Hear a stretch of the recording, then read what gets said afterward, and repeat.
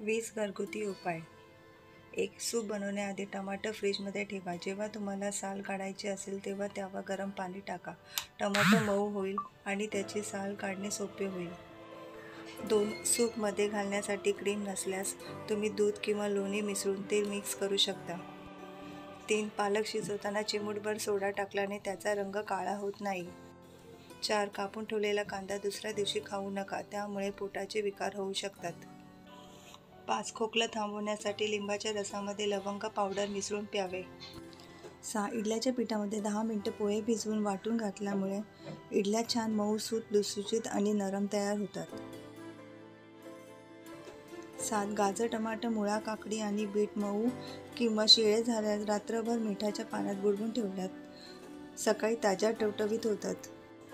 8. मिश्र डाळीचे सांडगे करताना सांडग्यामध्ये भरपूर लसूण घालावा. म्हणजे 1 किलोला 1 वाटी लसूण घालावा. त्यामुळे सांडगे खूपच टेस्टी आणि खमंग बनतात. 9. कोणत्याही ग्रेव्हीची चव वाढवण्यासाठी कांदा भाजताना त्यात अर्धा चमचा साखर टाकल्यास साखर वितळेल आणि ग्रेव्हीला चांगला रंगही येईल आणि चवही वाढेल. 10. आलू पराठे करताना सारणामध्ये थोडी कसुरी मेथी नक्की टाका. यामुळे पराठ्यांना एक वेगळा स्वाद येईल.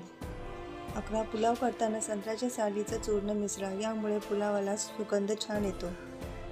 12. फ्रीजमध्ये मळलेले पीठ किंवा जास्त काळ ठेवलेले जेवण वापरल्याने आपल्याला सांधेदुखी त्रास होऊ शकतो. 13. भाजी किंवा वडे तळताना नॉनस्टिक कढईऐवजी लोखंडी कढई वापरावी.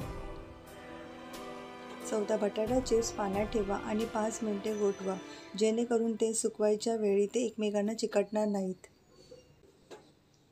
15. तांदळाच्या पिठाचे पापड बनवताना त्यात थोडासा साबुदाणा टाका, मग ते अधिक स्वादिष्ट होईल.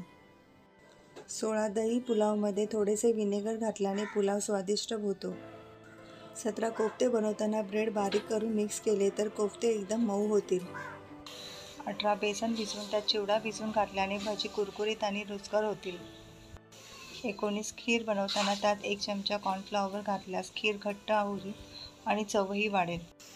20. गरमागरम इडली पात्रातून काढायच्या आधी त्यावर थोडेसे गार पाणी शिंपडावे. यामुळे इडल्या इडली पात्रातून पटापट निघतात. धन्यवाद.